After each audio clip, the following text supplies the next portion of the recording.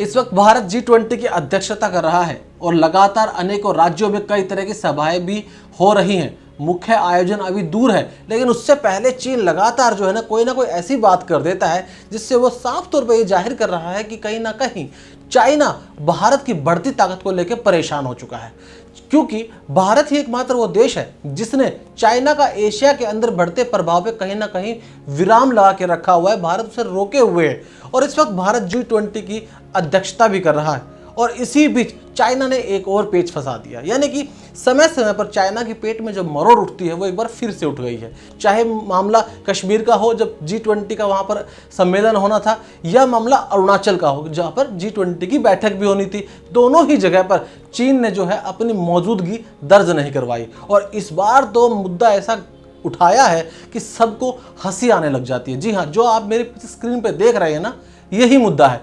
China को जो है संस्कृत से चिढ़ हो गई है, बड़ी दिक्कतें हो रही हैं। क्यों मुद्दा है? अच्छा, इस मुद्दे को थोड़ा जानते हैं। भैया, हो क्या रहा है कि G20 को लेकर भारत की एक थीम है और उस थीम के अंदर वसुधैव कुटुंबकम थीम को अपनाया गया, यानी कि पूरा विश्व जो है एक परिवार है। अब चाइना कह रहा है कि भाई ये चीज़ तुमने संस्कृत में क्यों लिखी, यानी कि संस्कृत का उपयोग आप क्यों कर रहे हो, और पर चाइना ऐसा कह क्यों रहा है, उसके पीछे उसका तर्क क्या है, वो तर्क भी थोड़ा समझिएगा। चाइना का कहना है कि G20 जो सम्मेलन होता है उसमें आधिकारिक तौर पर 6 भाषाएं हैं, आप उनमें से किसी एक भाषा का उपयोग कीजिए। चूंकि संस्कृत जो है UN में रजिस्टर्ड नहीं है, इसलिए आप संस्कृत का प्रयोग मत कीजिए, और ना ही किसी तरह के ड्राफ्ट और किसी तरह के नोट्स के अंदर संस्कृत का उपयोग होना चाहिए। पर चाइना ऐसा कर क्यों रहा है? क्योंकि चाइना के पास कुछ ठोस सबूत नहीं है, चाइना के पास कुछ ठोस मुद्दे नहीं है कि भारत का किस प्रकार से विरोध करे, इसलिए छोटे छोटे पॉइंट उठाकर वो विरोध करता है। अब एक दूसरा एंगल भी देखिए, इस पूरी थीम के खिलाफ पूरे G20 के अंदर कोई भी इस थीम के खिलाफ नहीं है, सिर्फ चाइना इसके खिलाफ है। तो भारत से पहले इंडोनेशिया ने G20 को होस्ट किया था और उन्होंने भी अपने ही कल्चर के हिसाब से एक थीम अपनाई थी, उसका विरोध चाइना ने नहीं किया, क्योंकि चाइना को पता है इंडोनेशिया किसी भी तरीके से चाइना को जो है परेशान नहीं कर रहा है और चाइना के लिए थ्रेट नहीं बन सकता। लेकिन भारत चाइना का सबसे बड़ा प्रतिद्वंदी है।